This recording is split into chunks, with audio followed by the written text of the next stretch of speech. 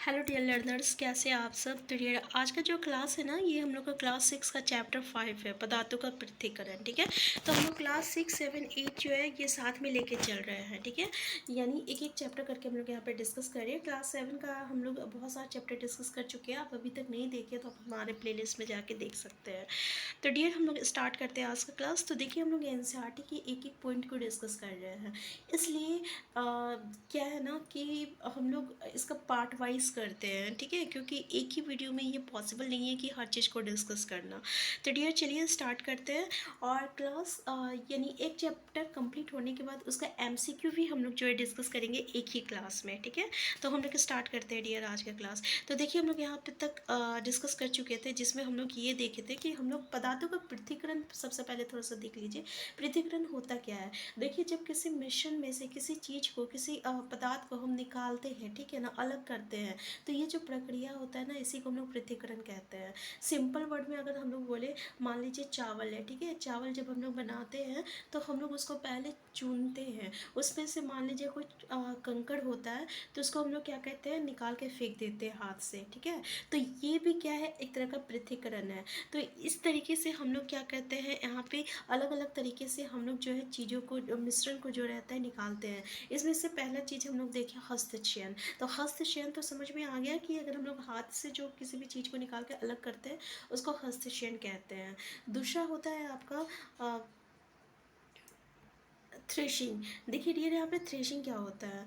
Threshing जैसे कि आप गेहूँ या चावल आप देखे होंगे, वो किस तरीके से, जैसे आम रहता है या अनार रहता है, उसको तो हम लोग तोड़ लेंगे। ठीक है, फल है उसको तोड़ लेते हैं। लेकिन जो गेहूँ में कितनी सारी इसमें बीज लगा हुआ रहता है, इसके डाल में, है ना, आप देखे होंगे गेहूँ या धान का। तो वो ये पॉसिबल नहीं है उसको हम लोग हाथ से तोड़े। उसको हम लोग क्या करते हैं ना, पहले उसका सबको तोड़ के ये इकट्ठा करते हैं, फिर उसको कुछ दिन के लिए हम लोग धूप में सुखाते हैं, फिर उसको हम लोग पीटते हैं, और पीटते हैं जब, तो वो क्या होता है, वो सूख जाता है, तो वो धान उससे अलग अलग हो जाता है। होता है ना कि अगर आप गांव के होंगे तो इस प्रक्रिया को करते हुए देखे होंगे। तो इसी प्रक्रिया को हम लोग क्या कहते हैं, थ्रेशिंग कहते हैं। ठीक है, यानी जब हम लोग वो जो डंडी रहता है ना, डंडी से जब हम किसी अनाज को, जैसे चावल हो गया, धान हो गया, गेहूँ हो गया, सरसों हो गया, जब उससे अलग करते हैं, तो ये प्रक्रिया को हम लोग थ्रेशिंग कहते हैं। क्लियर है ना, थ्रेशिंग किसको कहते हैं। फिर है आपका निष्पावन। तो डियर, निष्पावन पता है क्या होता है। जैसे कि अगर आप जो चावल होता है ना, जब चावल को आप लोग मिल में पिसाते हैं, हम लोग मिल में पिसाते होंगे, पिसाते हैं, जैसे कि आप गांव के होंगे तो जानते होंगे, और विलेज शहर के होंगे तो ये देखे नहीं हो प्रोसेस। ठीक है, तो इसमें क्या होता है ना कि जब हम लोग गेहूँ को जो, चावल को जो होता है, उसको जब हम लोग मिल में पिसवाते हैं, तो उसमें बहुत सारा भूसा रहता है। तो पता है उसको हम लोग कैसे अलग करते हैं। उसको हम लोग इस तरीके से, जैसे कि इस फिगर में जिस तरीके से ऊपर से फेंका जा रहा है, तो इसमें क्या होता है, जो हल्की चीज़ें होती है ना, वो दूर हवा से चला जाता है। ठीक है, और जो जो जो चावल रहता है वो एक ही जगह जाके गिरता है, और इसके साथ जो भूसा रहता है ना, वो अलग हो जाता है, साइड हो जाता है। तो इस तरीके से हम लोग उसको सेपरेट कर देते हैं। इस प्रोसेस को हम लोग निष्पावन कहते हैं। क्लियर है, निष्पावन किसको कहते हैं। चालन, तो ये आपको पता होगा, जब आटा हम लोग लेके आते हैं ना, कभी कभी वो थोड़ी मोटी होती है, तो उसको हम लोग क्या कहते हैं, छलनी से छानते हैं। इससे वो जो जो बहुत ही पतली परत होती है ना, पतला जो दाना रहेगा वो आपका नीचे चला जाएगा, और उसके साथ अगर कुछ भूसे टाइप की रहता है जो कि ऊपर आ जाता है, बाद में उसको हम लोग गाय को दे देते हैं, तो इसको हम लोग चालन कहते हैं। ये भी एक तरह का विधि है पृथक्करण का। ठीक है, तो ये सब विधि है पृथक्करण का, तो याद रखिएगा। क्लियर है ना। तो आज हम लोग डिस्कस करने वाले हैं आपका कि औषाधन, निस्तांतरण एवं निस्यंदन क्या होता है। ठीक है, तो चलिए हम लोग यहाँ से डिस्कस करते हैं। एक एक चीज़ को यहाँ पे अच्छे से देख लीजिएगा, क्योंकि एनसीईआरटी की एक एक पॉइंट जो है आपके लिए इम्पॉर्टेंट रहता है, बस आपको एक बार इसको पढ़ना है। क्लियर है ना। तो देखिए, कभी कभी मिश्रण के जो अव होते हैं ना, यानी उसमें जो पार्टिकल्स होता है, उसको हम लोग निष्पावन और क्या कहता है, हस्तचयन के द्वारा जो है अलग नहीं करते हैं। मतलब अगर जैसे कि चावल में अगर आपका कंकड़ है तो उसको हाथ से निकाल के आप अलग कर दीजिएगा, ठीक है। चाहे अगर कंकड़ में भूसा है तो उसको निष्पावन से अलग कर दीजिएगा। लेकिन डियर अगर आपका पानी में मिट्टी है तो उसको इस प्रोसेस से आप अलग नहीं कर सकते, तो उसको हम लोग किस तरीके से अलग कर सकते हैं, आज हम लोग इसी को देखने वाले हैं, ठीक है। तो देखिए, पकाने से पहले चावल या दाल में जो रहता है उसमें बहुत सारा गंदा रहता है ना, तो उसको हम लोग डायरेक्ट तो नहीं बनाते, उसको हम लोग क्या कहते हैं, पहले धोते हैं। जब धोते हैं ना तो आप देखते होंगे पानी का रंग किस तरीके से मिट्टी हो जाता है, होता है ना।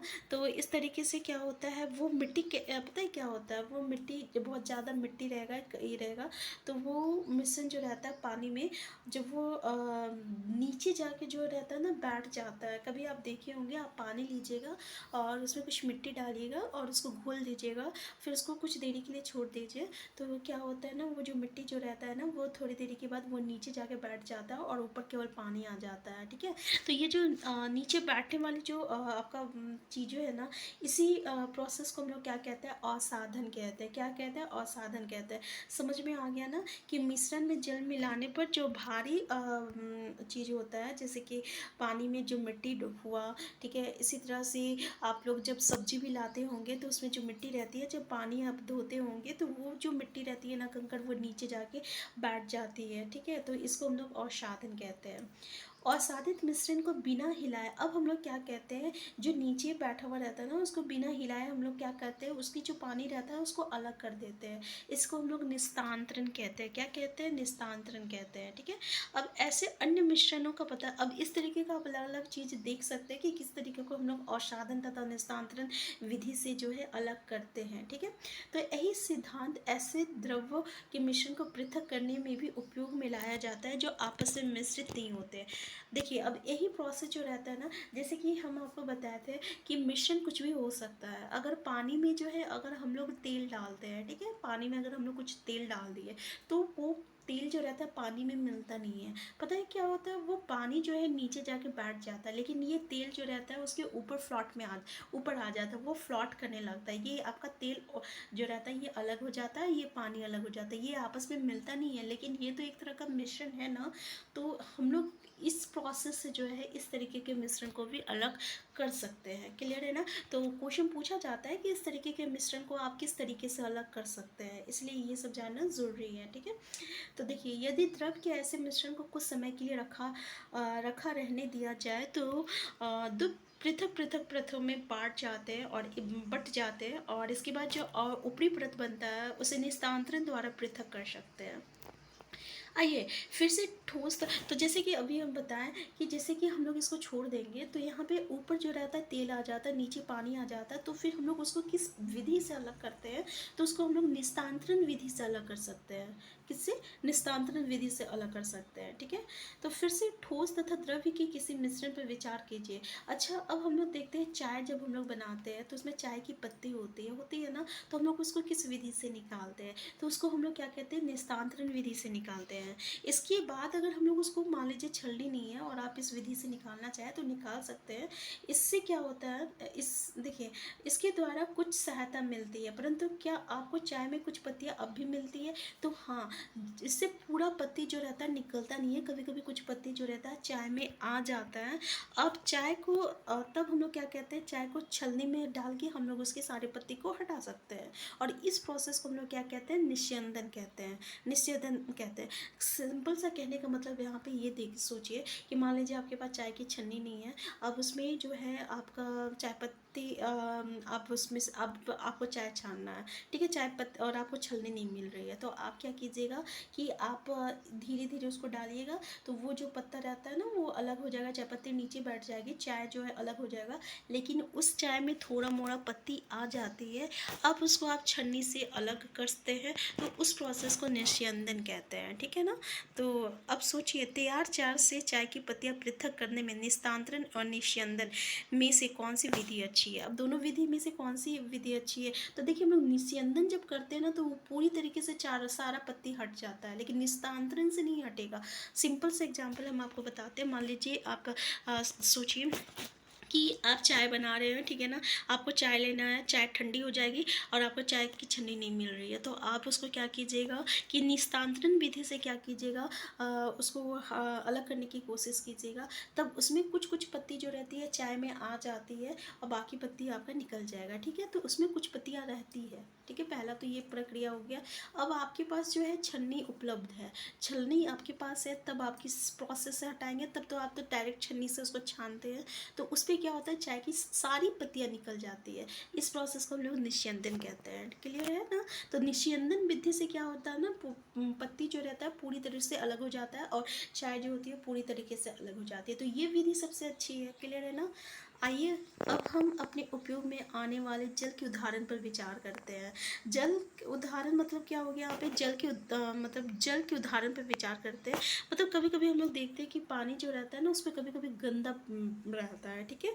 तो हम लोग क्या कहते हैं ना कि उस पानी को थोड़ा देर के लिए छोड़ देते हैं, तो क्या देखेंगे कि पानी जो रहता है ना ऊपर आ जाता है और नीचे अगर उस पर कोई गंदी चीज़ें रहते हैं नहीं, तो वो नीचे क्या होता है जाके बैठ जाता है, ठीक है।